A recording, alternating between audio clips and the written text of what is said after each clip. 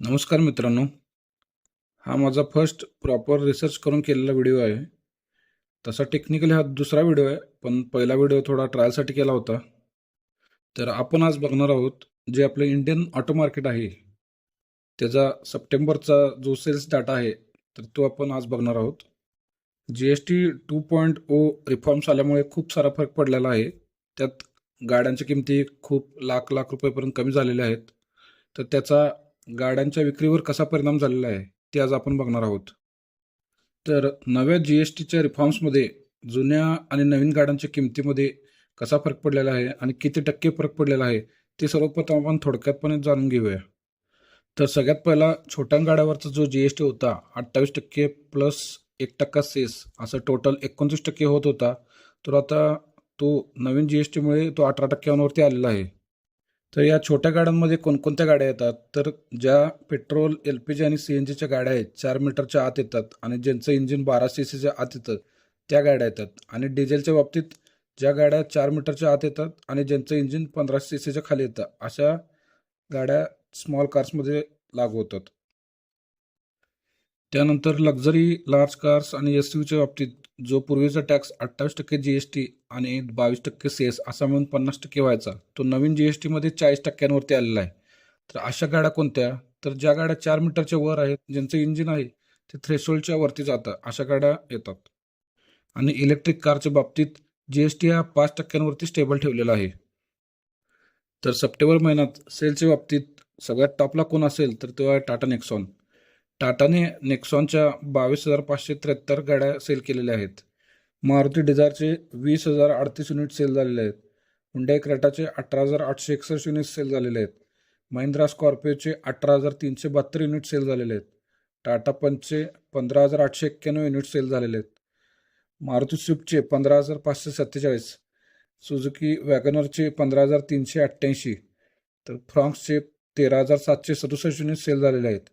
त्याच बाबतीत 9व्या नंबरवर आहे सुझुकी बलेनो 13,173 युनिट आणि लास्टला सुझुकी आर्टिगा आहे ज्याचे 12,115 युनिट सेल झालेले आहेत. आता ब्रँड वाईज टॉप 10 गाड्या पाहिल्या तर त्यातल्या 6 गाड्या तर मारुती सुझुकीच्याच आहेत. यावरून एक गोष्ट लक्षात येते की लोक मारुतीला किती जरी नावं ठेवली तरी शेवटी मारुती सुझुकीचीच गाडी प्रेफर करत आहेत अजून सुद्धा, कारण मारुती कमी पैशामध्ये जास्त गोष्टी ऑफर करते नेहमी. याच्या पाठीमागे एक वेगळं कारण पण असू शकते जे तुम्ही लोकांनी कधी बारीकपणे लक्ष दिल्यास तुम्हाला जाणवून येईल की मोस्टली शहरामध्ये मारुती सुझुकीचे 2 वेगवेगळे डीलरशिप असतात, ज्यात एकाचं नाव आहे सुझुकी एरिना आणि दुसऱ्याचं नाव आहे नेक्सा. तर नेक्सा डीलरशिपमधून मारुती प्रीमियम गाड्या कायम विकण्याचा प्रयत्न करतं, ज्यात बलेनो, फ्रॉन्क्स, जिमनी अशा गाड्या येतात. तर सुझुकी एरेनामध्ये तुम्हाला नेहमी स्विफ्ट, अल्टो किंवा K10 पाहायला मिळते. आता मंथ ऑन मंथ ग्रोथ बघायची झाली तर त्यात सगळ्यात टॉपला आहे क्विड, ज्यांची ग्रोथ आहे 118%ची, ज्यांनी लास्ट महिन्यात 235 गाड्या विकल्या होत्या, तर सप्टेंबर महिन्यात 512 युनिट त्यांचे सेल झालेले आहेत.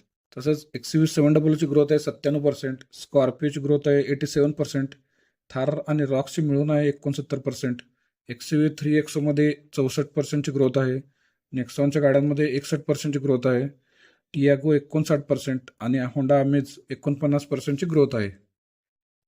मार्केट शेअरचं थोडक्यात अनालिसिस केलं तर लक्षात येईल की मारुती सुझुकीचा मार्केट शेअर आहे 35.1, त्यानंतर टाटा मोटरचा आहे 15.8, महिंद्राचा आहे 14.9, हुंडाईचा आहे 13.6, टोयोटाचा आहे 7.2 आणि कियाचा आहे 6%चा मार्केट शेअर आहे. इयर ऑन इयर बेसिसवर मारुतीचा मार्केट शेअर 8.4%ने डाऊन झालेला आहे, तरी पण मारुती अजून पण एक नंबरचं स्थान टिकून आहे. Year on year wise brand wise जर ग्रोथ चेक केली तर त्यात स्कोडा टॉपला आहे, ज्यांचं ग्रोथ आहे 101.1%ची ग्रोथ आहे. MG मोटरची आहे 46%पेक्षा जास्त ग्रोथ आहे, टाटा मोटरची 45% जास्त आहे आणि रेनॉल्टची 32%पेक्षा जास्त ग्रोथ आहे. तर थोडं डिक्लाइन आलेल्या ब्रँड्समध्ये मारुती सुझुकीचे डिक्लाइन आहे 8.4%, होंडाचे आहे 6.5% आणि कियाचे 3.5%ची डिक्लाइन आहे.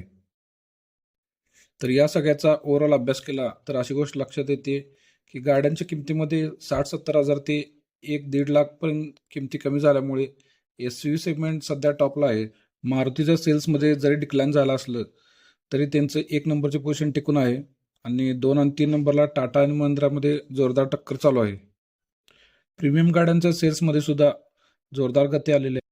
तर येणारा काळ कसा असेल ते आपल्याला ऑक्टोबरच्या सेल्सचा जो डेटा येईल त्यात लक्षात येईलच. धन्यवाद.